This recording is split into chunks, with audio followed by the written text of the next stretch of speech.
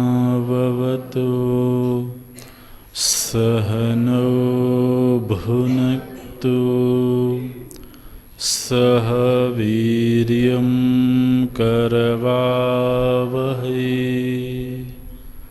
तेजस्विनावधीतमस्तु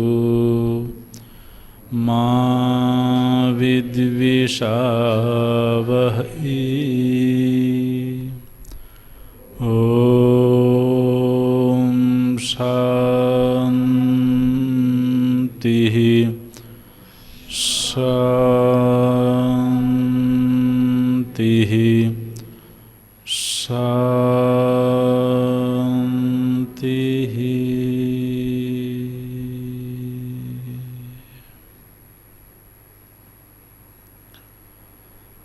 सदाशिवसमारम्भां शङ्कराचार्यमध्यमाम् अस्मदाचार्यपर्यन्तां वन्दे गुरुपरम्पराम्।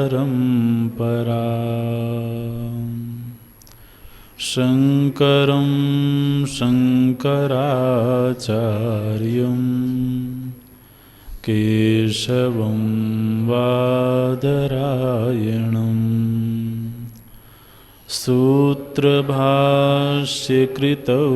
वन्दे भगवन्तौ पुनः पुनः भगवन्तौ पुनः पुनः।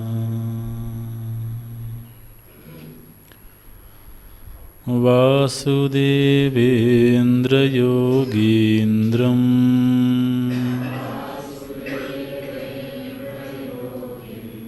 नत्वा ज्ञानप्रदं गुरुं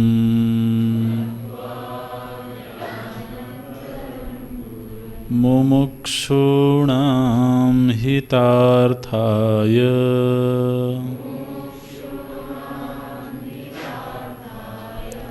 तत्त्वबोधोऽभिधीयते।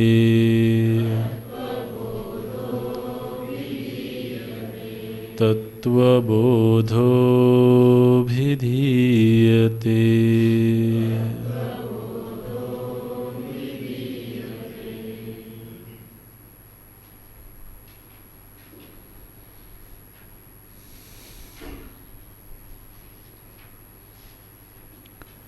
तत्त्वविवेकः कः?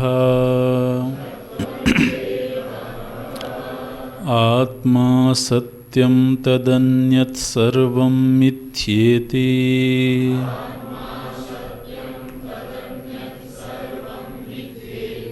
आत्मा कः? स्थूल सूक्ष्म कारण शरीराद्व्यतिरिक्तः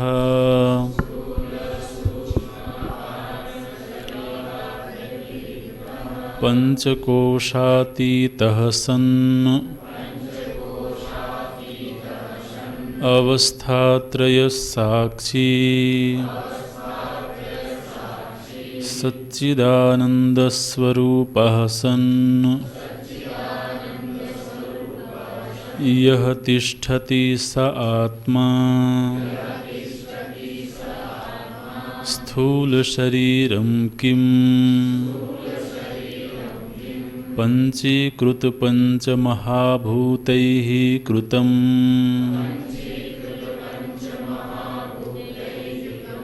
सत्कर्मजन्यं सुखदुःखादिभोगायतनं शरीरम्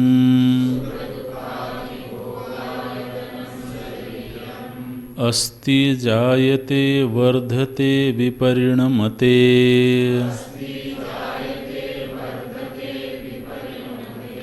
अपक्षीयते विनश्यतीति षड्विकारवदेतत्स्थूलशरीरम् सूक्ष्मशरीरं किम् अपञ्चीकृतपञ्चमहाभूतैः कृतम्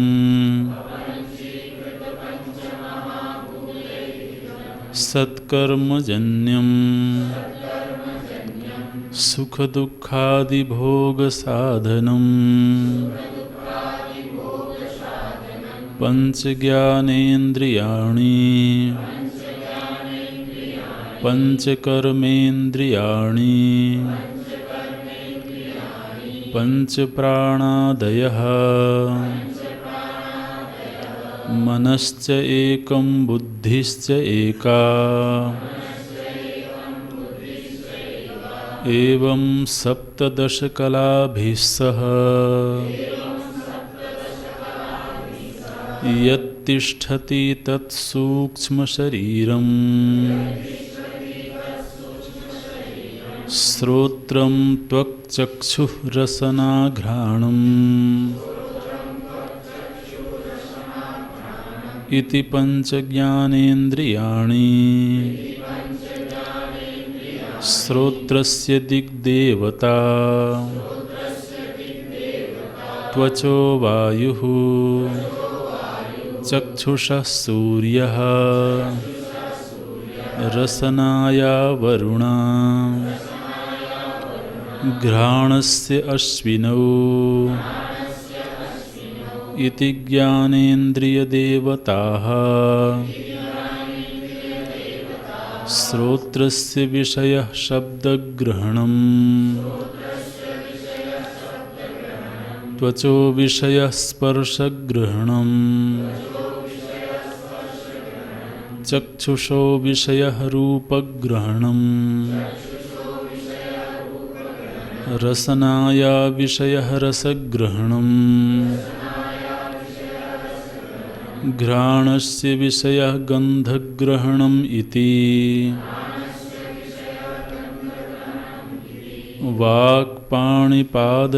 वाक्पाणिपादपायूपस्थानि इति पञ्चकर्मेन्द्रियाणि वाचो देवता वह्निः हस्तयोरिन्द्रः पादयोर्विष्णुः पायोर्मृत्युः उपस्थस्य प्रजापतिः इति कर्मेन्द्रियदेवताः वाचो विषयः भाषणम् पाण्योर्विषयः वस्तुग्रहणम् पादयोर्विषयः गमनम् पायोर्विषयः मलत्यागः उपस्थस्य विषयः आनन्द इति कारणशरीरं किम् अनिर्वाच्य अनादि अविद्यारूपम् अनिर्वाच्य अनादि अविद्यारूपम् शरीरद्वयस्य कारणमात्रम् सत्स्वरूपाज्ञानम् निर्विकल्पकरूपम् यदस्ति तत्कारणशरीरम् तत्कारणशरीरम्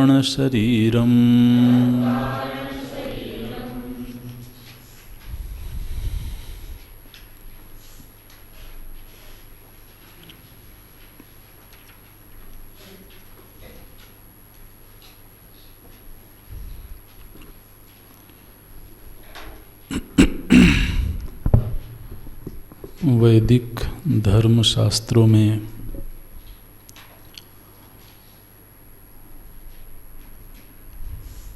ये दृढ़ मान्यता है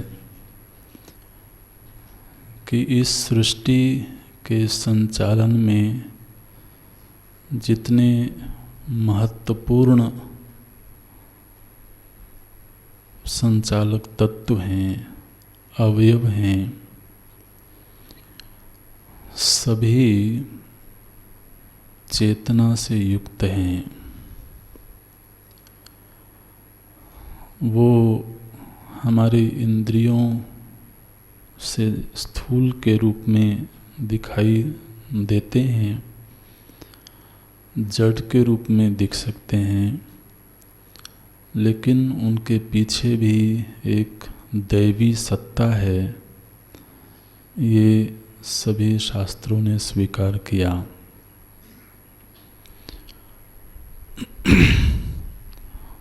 वो दैवी सत्ता संभव है इंद्रिय गोचर न हो,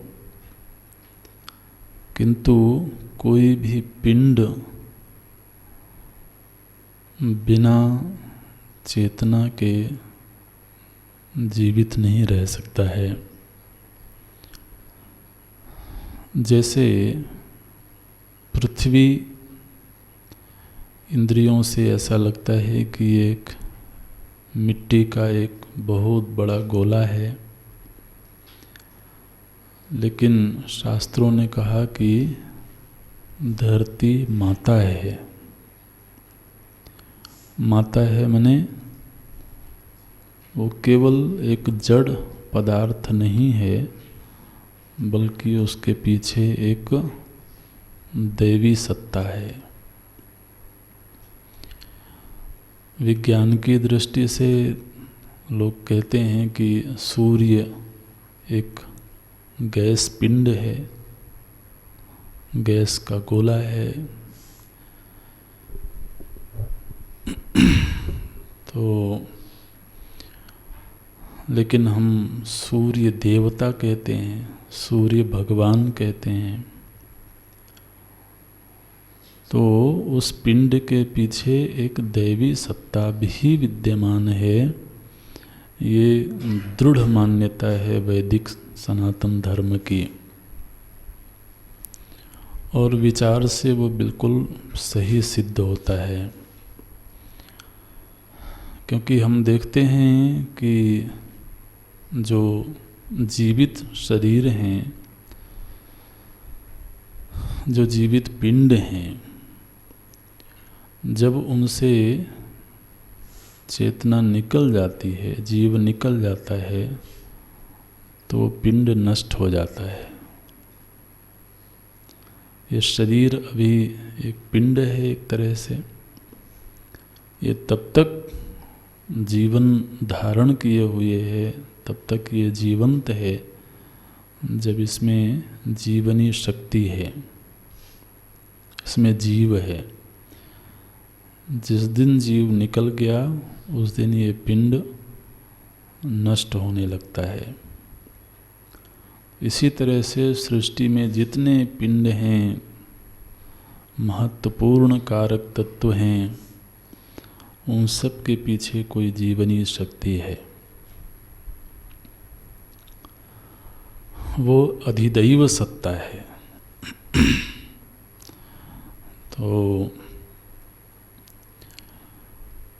ज्ञानेंद्रियों के प्रसंग में हम लोग देख रहे हैं कि प्रत्येक इंद्रिय के एक एक अनुग्राहक देवता हैं। श्रोत्रस्य दिग्देवता, श्रोत्र इंद्रिय, कर्ण इंद्रिय के दिक् देवता, हाँ, एक एक वाक्य लिखना ज़रूरी नहीं है, आप ध्यान से श्रवण करें, जो महत्वपूर्ण वाक्य हो वो लिखें। तो दिक् देवता, दिक् माने दिशा, तो आकाश अलग चीज़ है और दिशा अलग चीज़ है ना। आकाश क्या वस्तु है? तो आकाश माने अवकाश, जो स्थान प्रदान करता है ना। आकाश माने वो ऊपर कोई नीला नीला सा पदार्थ है, ऐसा नहीं। प्रायः तो समाज में कुछ ऐसी ही मान्यता रहती है। आकाश माने यहाँ पर भी आकाश है, स्थान, जगह, जो किसी को एकोमोडेट करती है, स्थान देती है, वो आकाश है। अवकाशात्मको आकाशः, आकाश की परिभाषा ऐसे की जाती है। अवकाश प्रदान करने वाला जो तत्व है वो आकाश है। दिशा, दिशा अलग चीज़ है। तो जो दिशा है वो एक स्थूल तत्व है, लेकिन उसके भी एक देवता हैं, दिक् देवता, दिशा के देवता हैं। तो कर्ण इंद्रिय पर दिक् देवता का अनुग्रह है। त्वचो वायु, वायु एक पदार्थ है, लेकिन वायु देवता भी हैं। जो वायु देवता हैं, स्पर्श इंद्रिय पर उनका अनुग्रह है। अच्छा, चक्षुषा सूर्य, सूर्य देवता का अनुग्रह हमारी नेत्रेंद्रिय पर है। तो विराट का जो वर्णन होता है, विराट भगवान का जो विराट रूप है, तो वहाँ पर सूर्य और चंद्र को विराट भगवान के नेत्र हैं ऐसे माना जाता है ना। तो जो ब्रह्मांड में है वही पिंड में है। ये शरीर एक पिंड है।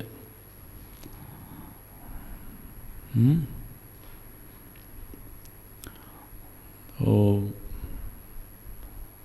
सूर्य के बिना सृष्टि अंधकारमय है, और नेत्र के बिना व्यक्ति के जीवन में अंधेरा है। ऐसे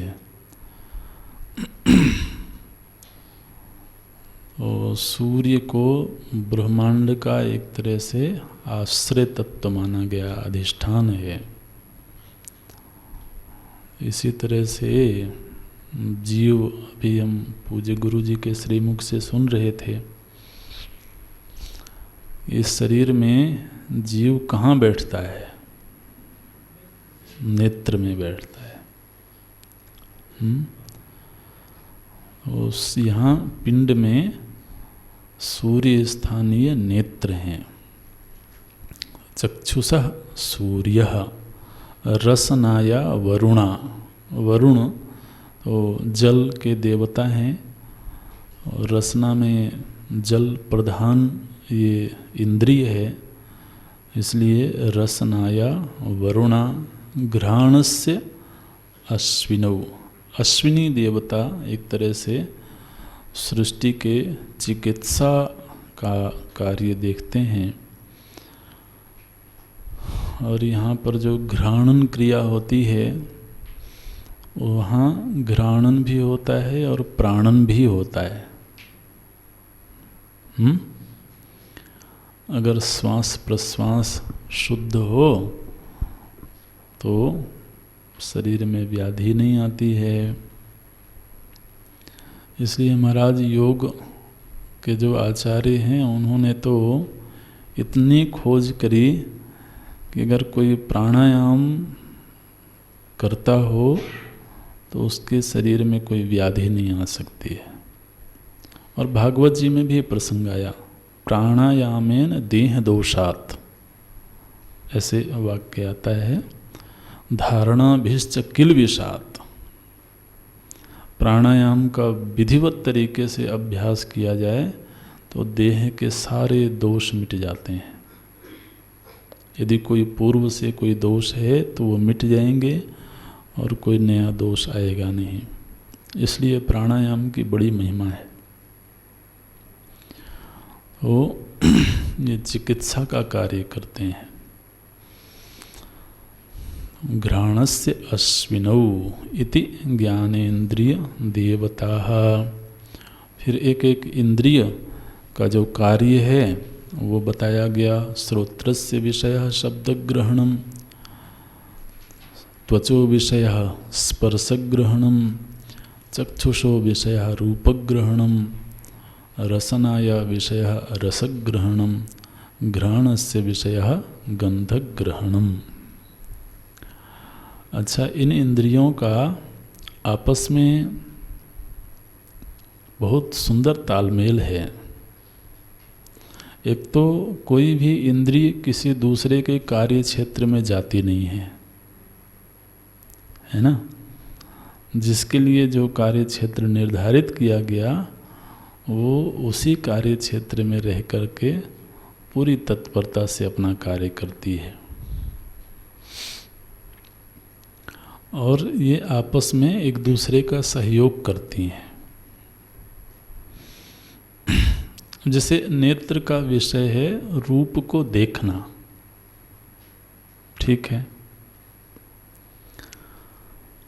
तो हम सत्संग में बैठे हैं, सामने कौन बोल रहा है वो हमारे नेत्र देख रहे हैं, लेकिन वो केवल सामने बैठे हुए वक्ता को देखते हैं। वो क्या बोलता है ये नेत्र को नहीं मालूम है। ये तो कर्ण इंद्रिय को मालूम है। अब किसी की कर्ण इंद्रिय मानो कि छुट्टी पर चली जाए,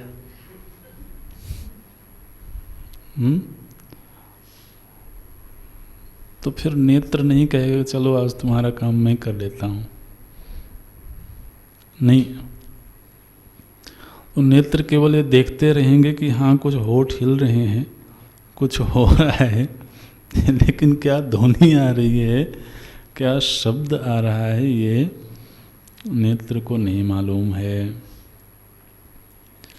अच्छा, दोनों इंद्रिय एक साथ काम ना करें,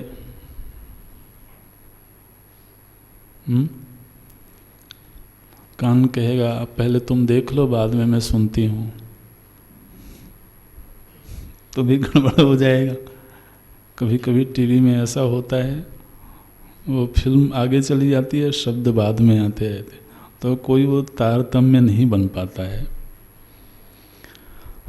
तो ये इनका आपस में सहयोग बहुत सुंदर है, साहचर्य है।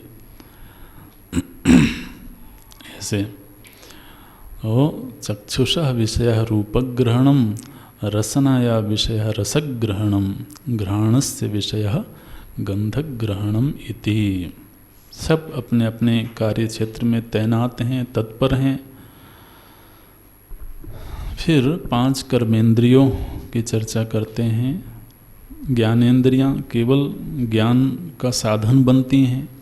हमने पहले निवेदन किया है कि ये जो सूक्ष्म शरीर है ये साधन मात्र है, साधन रूप है। इस बात को हमेशा याद में रखना है। ये 5 इंद्रियां जो ज्ञानेंद्रियां हैं ये केवल बाहर के पदार्थ का ज्ञान करवाने के साधन हैं, उसमें कोई परिवर्तन नहीं कर सकती हैं। जो वस्तु जैसी है उसका वैसा वो ज्ञान करवा देती हैं। अच्छा, कर्मेंद्रियां वो केवल कर्म का संपादन करती हैं, कर्म के साधन हैं।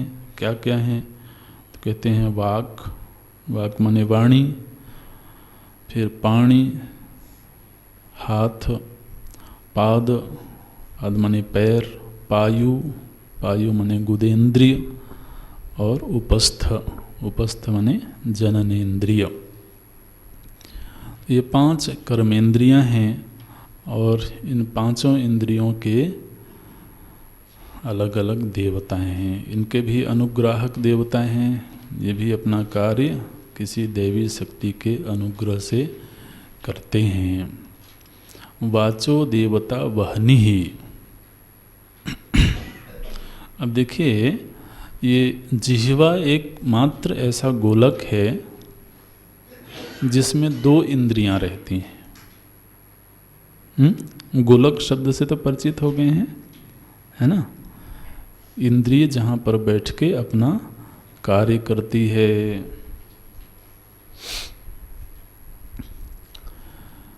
तो जिह्वा में रसना इंद्रिय है और वाक इंद्रिय है। और जिह्वा इस शरीर का सबसे कोमल अंग है। और वो 2 इंद्रियों को संभालती है। तो वाचो देवता वहनी है। वाणी के देवता अग्नि हैं। अच्छा, और आप जानते हैं जो अग्नि देवता है ना, वो घर में भोजन भी पका सकते हैं और घर को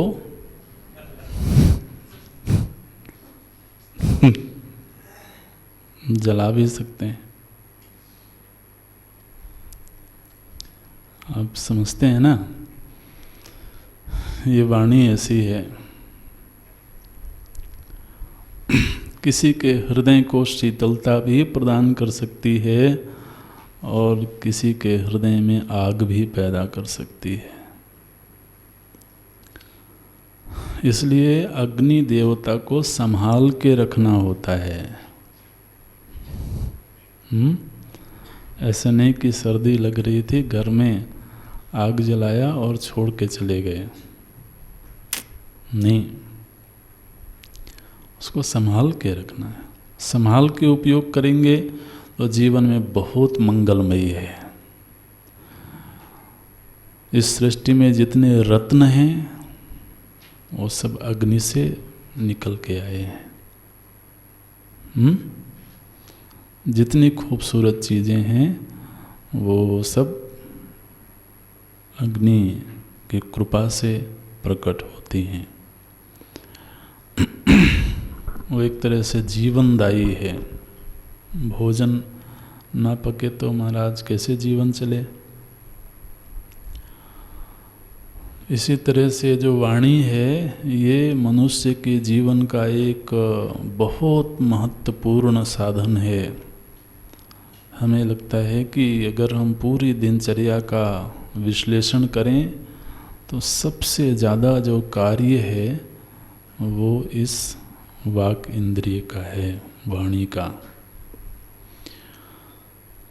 और व्यक्तित्व की पहचान में वाणी की बहुत बड़ी भूमिका है।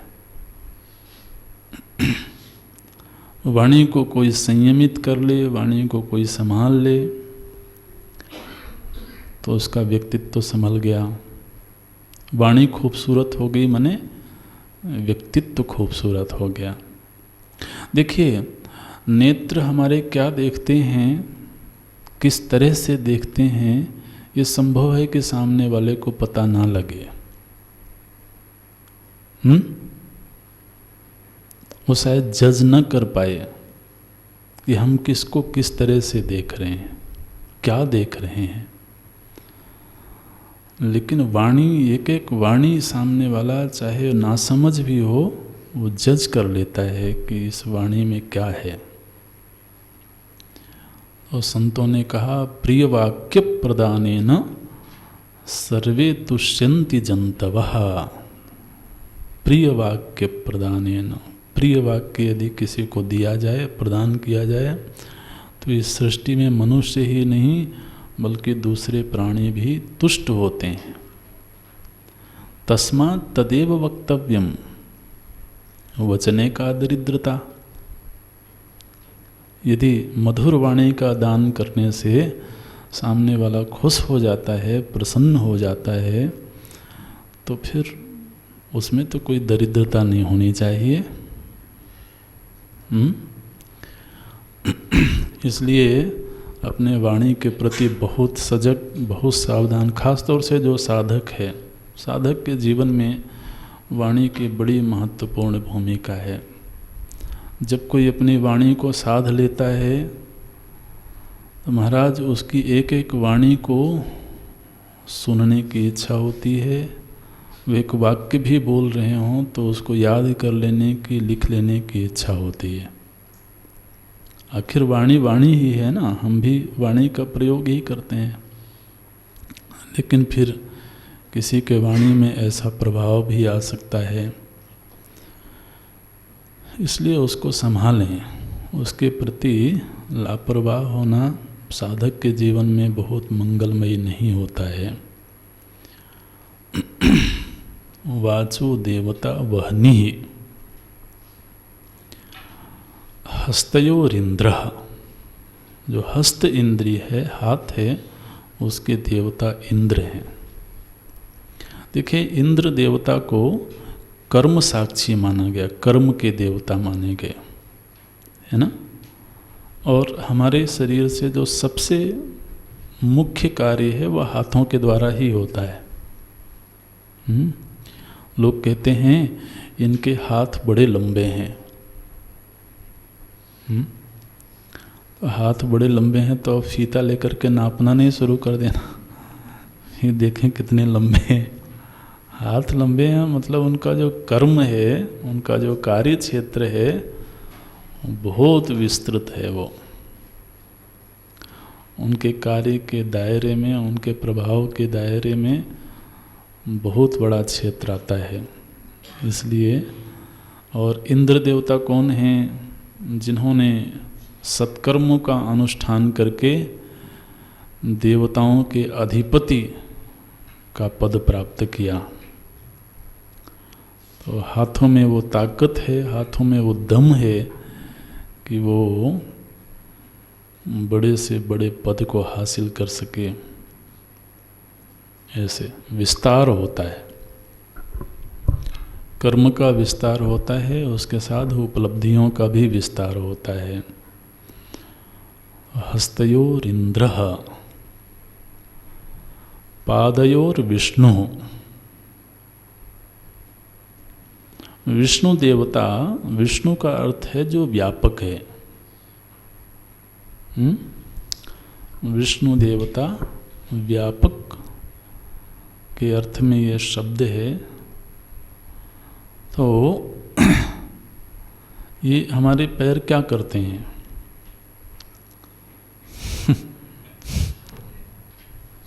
हमें व्यापक बनाते हैं। पैर ना चलें तो हम सीमित हैं, एक जगह पर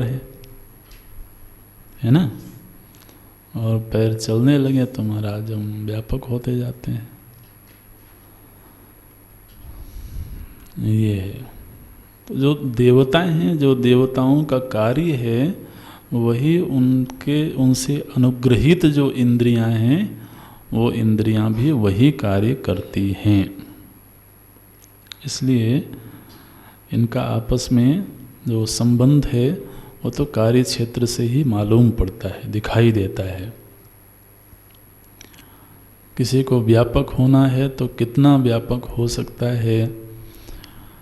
बोले व्यापार करने देश दुनिया में भ्रमण करता है, उसके व्यापार का विस्तार होता है। पादयोर विष्णु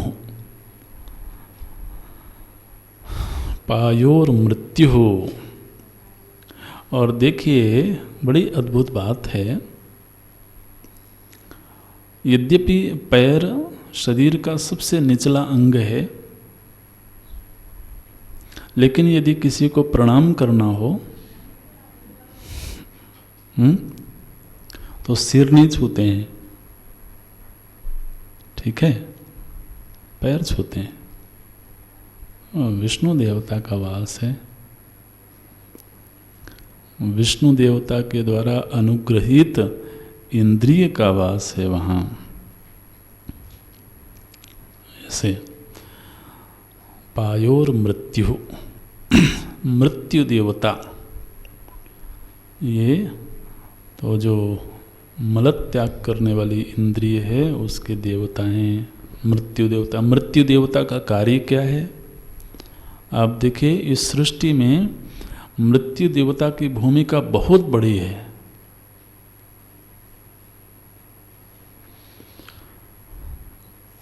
सृष्टि में जो चीज़ें अवांछित होती जाती हैं, जो चीज़ें पुरानी होती जाती हैं, अब उनका विसर्जन होना चाहिए, है ना? ये भी बहुत ज़रूरी है। नवीन की सृष्टि नहीं हो सकती है जब तक पुराने का विसर्जन ना हो। जीव को एक सुंदर सा नवीन शरीर नहीं मिल सकता जब तक पुराने जर्जर शरीर का त्याग ना हो जाए। ये मृत्यु देवता का कार्य देखिए। हो सकता है किसी को भयावह लगते हों, वो तो ऐसे ऐसे तस्वीरें दिखाते रहते हैं ना, बोले भैंसे पे चढ़ के आ रहे हैं वो। अच्छा, और वो सीधे सीधे खुद भी आते नहीं हैं, अपने दूतों को भेजते रहते हैं, वो भी बड़े भयानक होते हैं। अब जो भी आप तस्वीर बनाओ, लेकिन भूमिका बहुत बड़ी है। सृष्टि खूबसूरत बनी रहे, नित्य नवीन बनी रहे, ये तभी संभव है जब मृत्यु देवता अपना कार्य करते रहें। ये जो स्वच्छता अभियान चला हुआ है क्यों चला, क्या ज़रूरत है उसकी? बोले बहुत ज़रूरी है। अगर अपने शहर को खूबसूरत बनाना है तो जो अवांछित है उसका विधिवत तरीके से विसर्जन होना चाहिए।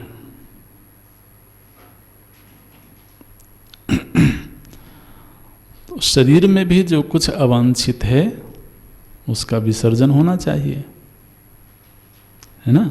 शरीर को जब हम भोजन प्रदान करते हैं तो उस भोजन का जितना अंश शरीर के लिए जरूरी है वो पच करके शरीर के अंग प्रत्यंग में पहुंच जाता है, और जो शेष रहता है जिसकी अब शरीर में कोई उपयोगिता नहीं है उसका विसर्जन होना चाहिए।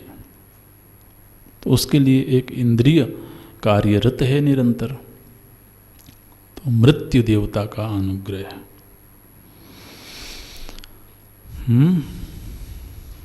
ऐसे और उपस्थस्य प्रजापति ही, तो जनन इंद्रिय है उनके देवता ब्रह्मा जी हैं। प्रजापति माने ब्रह्मा होता है। देखिए ब्रह्मा जी सृजन करता है। ब्रह्मा जी इस सृष्टि के सृजन करता है ना? ब्रह्मा जी ने सृष्टि बनाई ऐसे हम कहते हैं लोग। और उपस्थ इंद्रिय का कार्य सृजन है। ठीक है, नवीन से नवीन सृष्टि होती रहे, सृजन होता रहे, ये उपस्थ इंद्रिय का कार्य है, बहुत बड़ा कार्य है। इसलिए वो ब्रह्मा जी के अनुग्रह से अपना कार्य करती है। उपस्थस्य प्रजापति इति कर्मेंद्रिय देवता। ये इस प्रसंग को पढ़ करके ऐसा समझ में आता है कि ये जो हम झूठ मूठ का अभिमान करते रहते हैं ना, उसके लिए कहीं कोई जगह नहीं दिखाई देती है। एक देवता अपना अनुग्रह बंद कर दें, अपंग हो गए, एक इंद्री गई, एक किस बात का अभिमान किया जाए, किस कर्म का अभिमान किया जाए? कुछ भी तो ऐसा होता हुआ नहीं दिखता है जो केवल मेरे अपने करने से हो गया हो, बिना किसी के सहयोग से। अब जब तक ध्यान नहीं देना है तब तक तो ठीक है। इसीलिए लोग कहते हैं जो मूड है वो ज़्यादा सुखी रहता है। उसे किसी की परवाह नहीं है, बस मस्त है अपनी मस्ती में। लेकिन कोई सावधान है, संवेदनशील है, वो तो जीवन के हर घटना पर विचार करता है। और विचारशील होना तो मनुष्य जीवन का वैभव है।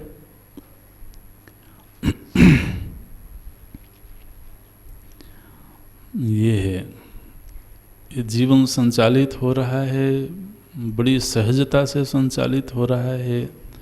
कितने कारक तत्व कार्य कर रहे हैं इसके संचालन में, ये तो जब शास्त्रों के शरण में जाते हैं तभी समझ में आता है। बहुत कमज़ोर है ये शरीर, बहुत कमज़ोर है। कुछ क्षण के लिए वायु देवता रुक जाएं, गए काम से।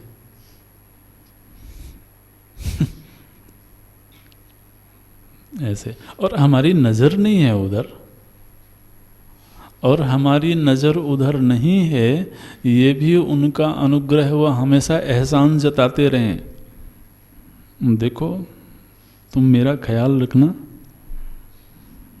मैं नहीं चलूं तो तुम नहीं चल पाओगे। कभी एहसान नहीं जताते।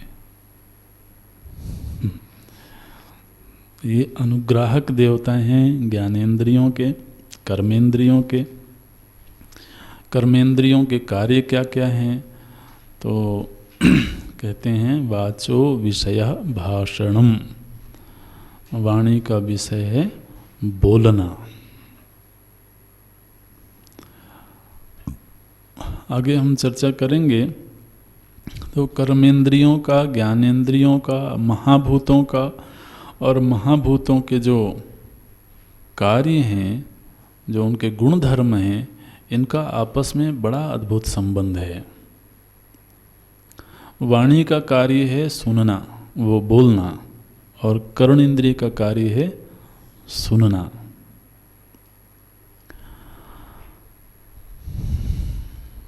जब हम बोलते हैं तो सबसे पहले अपने बोले हुए को हम स्वयं सुनते हैं। और जब हम स्वयं सुन लेते हैं तभी ये प्रमाणित होता है कि हाँ मैं बोल रहा हूँ। इसलिए जो बहरे और गूंगे होते हैं ना, तो ये इनका आपस में ऐसा संबंध है। अगर कोई गूंगा है या कोई बहरा है समझो, अब इनका आपस में कैसा संबंध है वो आप खोज लेना। अगर कोई बहरा है तो उसके वाणी नहीं होती है, फिर वाणी नहीं है ऐसा नहीं, लेकिन चूंकि वो सुन नहीं सकता है इसलिए बोलने के सामर्थ्य नहीं है। ऐसे अपने बोले हुए को हम स्वयं सुनते हैं, फिर दूसरे सुनते हैं। कई लोग होते हैं जो सुनना नहीं चाहते हैं अपना बोला हुआ।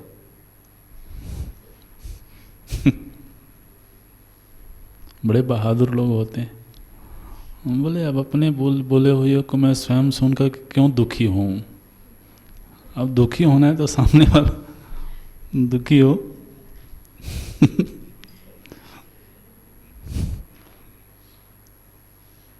ऐसे है। नहीं, उनका आपस में साहचर्य बनाए रखें तो अच्छा होगा। जो हमारे लिए कर्णप्रिय होगा वही तो किसी और के लिए कर्णप्रिय होगा।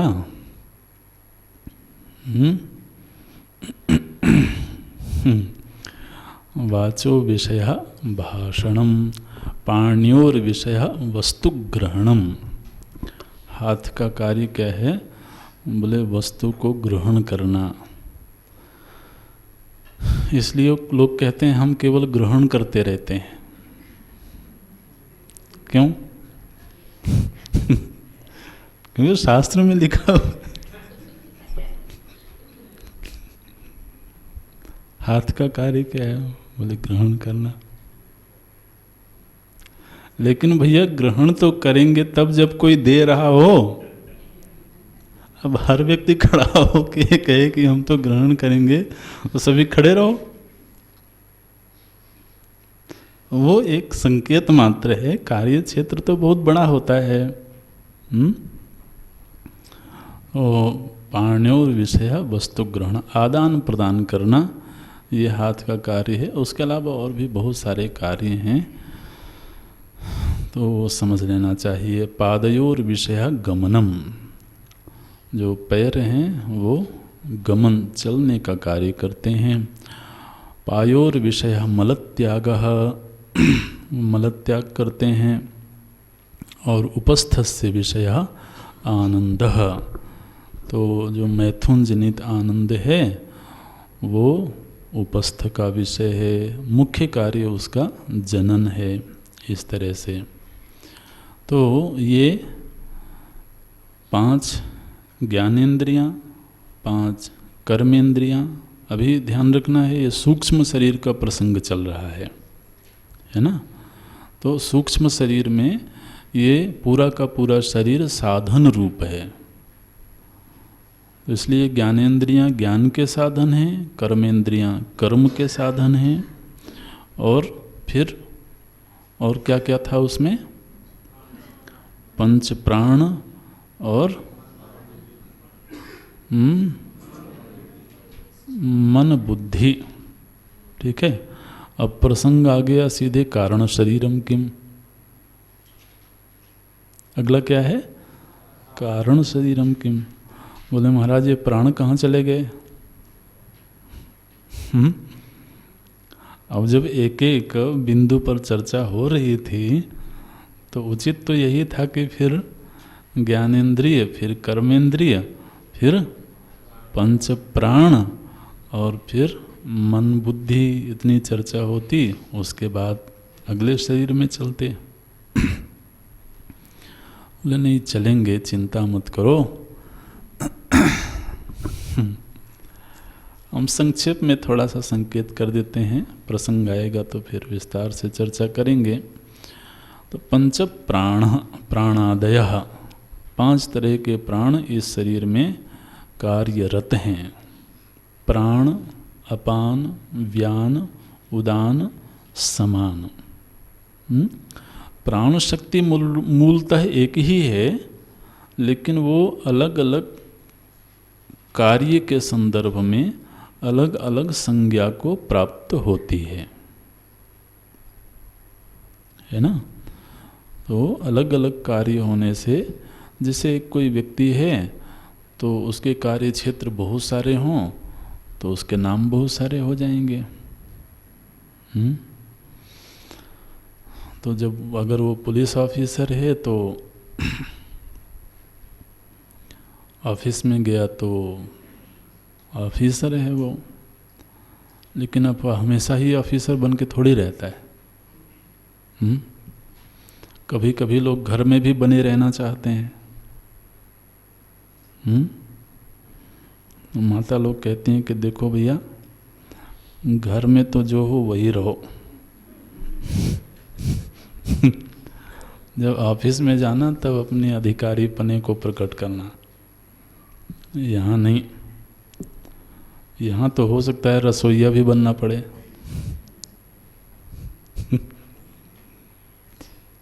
ठीक है।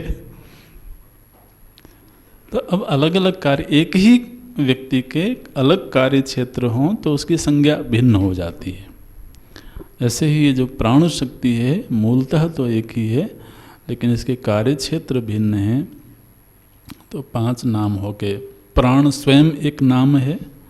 प्राण, अपान, व्यान, उदान, समान। तो जो प्राण है वो श्वास प्रश्वास का कार्य करता है। जो अपान रूपी प्राण है वो विसर्जन का कार्य करता है। जो व्यान है वो हमारे शरीर में रक्त संचार, पूरे शरीर में लगातार रक्त दौड़ता रहता है प्रत्येक अंग को जीवंत बनाए रखने के लिए, तो वो कार्य करता है। समान रूपी जो प्राण है वो पाचन का कार्य निरंतर चल रहा है। और जो उदान है वो ऊर्ध्वमुखी है। ऊर्ध्वमुखी माने जब जीव को एक शरीर से दूसरे शरीर में ले जाना हो तो वो कार्य है, या शरीर में ऊर्जा का यदि ऊर्ध्वगमन होता है तो उसमें भी वो कार्य करता है उदान। तो इस तरह से ये अभी तो विस्तार से जब प्रसंग आएगा तब और चर्चा होगी। अंतःकरण जो है, यहाँ पर अंतःकरण के केवल दो नाम दिए गए, मन और बुद्धि। मन और बुद्धि गिनने से सूक्ष्म शरीर के 17 अवयव गिने गए, लेकिन कई शास्त्रों में अंतःकरण चतुष्टय बोला जाता है ना। तो मन, बुद्धि, चित्त और अहंकार। यदि अंतःकरण चतुष्टय गिने तो फिर सूक्ष्म शरीर के 19 अवयव हो जाएंगे। ठीक है, अब इसमें झगड़ा मत करना कि नहीं वहाँ तो हमने 17 पढ़ा था, तो आप 19 कैसे बोलने लगे, है ना। अच्छा, अब ये जो अंतःकरण है इसके भी 4 हिस्से हैं, ऐसा नहीं समझना है। अंतःकरण जो अंदर एक साधन है, करण माने साधन, इंद्रियों को बहिर्करण बोला जाता है। इंद्रियां बहिर्करण हैं और अंतःकरण है। तो अंतःकरण वो सामर्थ्य एक ही है, लेकिन मुख्य रूप से वो 4 तरह से अपना कार्य करती है। एक ही सामर्थ्य 4 रूपों में अभिव्यक्त होती हुई मालूम पड़ती है, इसलिए 4 नाम दे दिए गए। वो तत्व एक है, वस्तु एक है। तो जैसे कहा गया मन क्या है?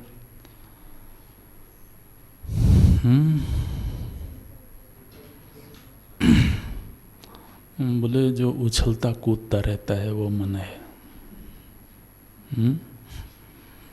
जो दौड़ता भागता रहता है वो मन है। नहीं, साधक का नहीं दौड़ता भागता, तो कोई और होंगे, बाहर के लोग होंगे। मन का कार्य क्या है? बोले जो संकल्प विकल्पात्मको मनः,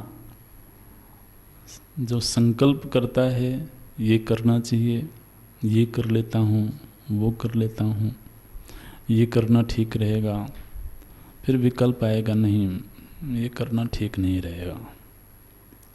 वैसे विकल्प पहले संकल्प आता है ये किया जाए, फिर विचार होता है तो विकल्प खड़ा होता है, नहीं इसकी जगह ये कर लेते तो अच्छा होता। ऐसे तो संकल्प विकल्प रूपी कार्य जब तक चल रहा है, कौन कर रहा है? वो अंतःकरण ही कर रहा है ना।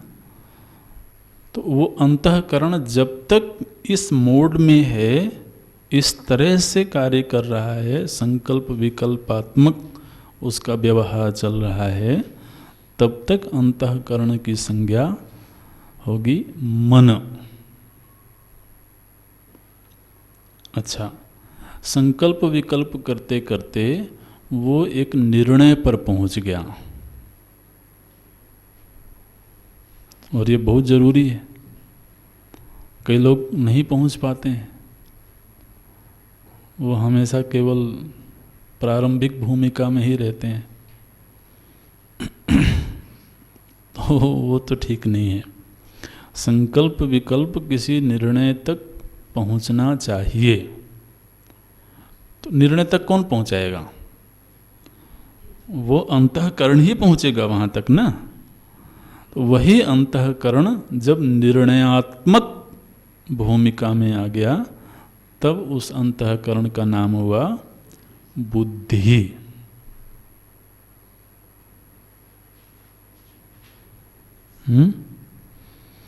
इसलिए केवल मन के सहारे जीना ठीक नहीं है। मन भी जरूरी है, क्योंकि वो संसाधन जुटाएगा, वो सामग्री जुटाएगा किसी निर्णय तक पहुंचने के लिए। लेकिन फिर निर्णय तक पहुंचना बहुत जरूरी है, तो बुद्धि है उसका नाम। अच्छा, जब तक संकल्प विकल्प चलेगा किसी विषय को लेकर के और हम उसके निर्णय तक पहुंचेंगे, तो इन दोनों ही कार्यों में स्मृति की भूमिका बहुत बड़ी है ना। हमने विचार के लिए जो विषय चुना, मानो कि स्मृति उसका सहयोग ना करे।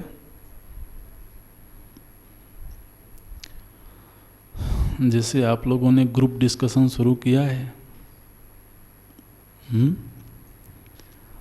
अब बैठ गए, चर्चा शुरू हुई। अच्छा, अब किसी का स्मृति कोश गायब है,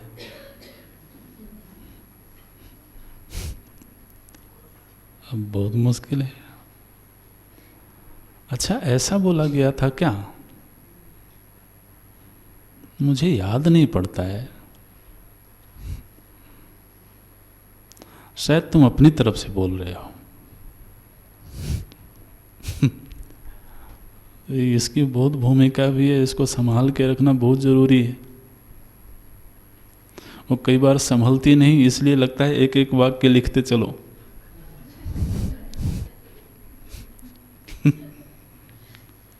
इसलिए बहुत जरूरी है उसको मजबूत बना के रखना, संभाल के रखना। पुस्तक में जो चीज़ है ना, वो जरूरी नहीं है कि उचित वक्त पर काम आ जाए।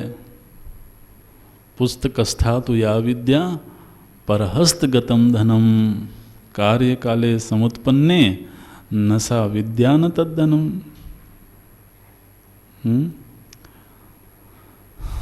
तो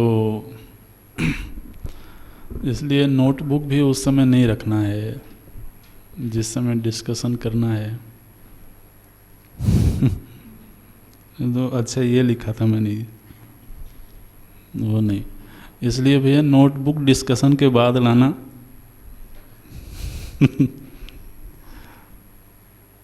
तो स्मृति, संकल्प विकल्प के लिए भी स्मृति चाहिए, निर्णय के लिए भी स्मृति चाहिए। वो जो, और वो स्मृति कहाँ है? अंतःकरण में ही है।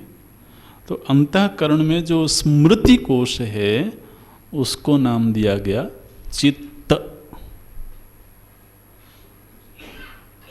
है ना। चित्त मने अंतःकरण की जो स्मृति सामर्थ्य है, स्मृति कोश है, जहाँ पर हमारे संस्कार सुरक्षित हैं, जो जरूरत पड़ने पर स्मृति के रूप में प्रकट होते रहते हैं। अच्छा, संकल्प विकल्प कौन कर रहा है जी?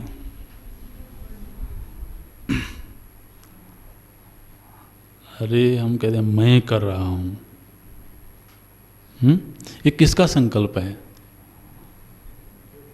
ये कहते हैं मेरे मन का संकल्प है, मेरा संकल्प है। अच्छा, ये निर्णय किसका है? मेरा है। ये किसने याद किया? तो ये जो मैं है, ये तीनों के साथ चलता है। और ये मैं कहाँ है? अंतःकरण में है। इसलिए अहंकार, अहंकार मतलब अहम करोमि इति, जिसमें कर्तृत्वपना है कि ये मैं कर रहा हूँ। अहम करोमि इति अहंकारः। संकल्प विकल्प में कर रहा हूँ, निर्णय में ले रहा हूँ, स्मृति मुझे आ रही है, तो ये सारे कार्य मेरे द्वारा संपन्न हो रहे हैं। ऐसी अनुभूति जहाँ पर है वो अंतःकरण में ही है। इसलिए वो भी अंतःकरण का एक कार्य क्षेत्र है। अहंकार, मन बुद्धि चित्त अहंकार, अंतःकरण चतुष्टय। तो इस तरह से ये सूक्ष्म शरीर का विवरण है। 5 ज्ञानेंद्रियाँ, ज्ञानेंद्रियों के कार्य क्षेत्र, उनके देवता, फिर कर्मेंद्रियाँ, कर्मेंद्रियों के भी कार्य क्षेत्र हैं, उनके देवता हैं। ध्यान रखें, जो अंतःकरण चतुष्टय है ना, इसके भी अनुग्राहक देवता हैं। आगे प्रसंग आएगा तब हम चर्चा करेंगे। एक एक कार्य के एक एक अनुग्राहक देवता हैं ऐसे। तो अभी कारण शरीर का प्रसंग शुरू होता है, वो अगली कक्षा में देखते हैं। ओम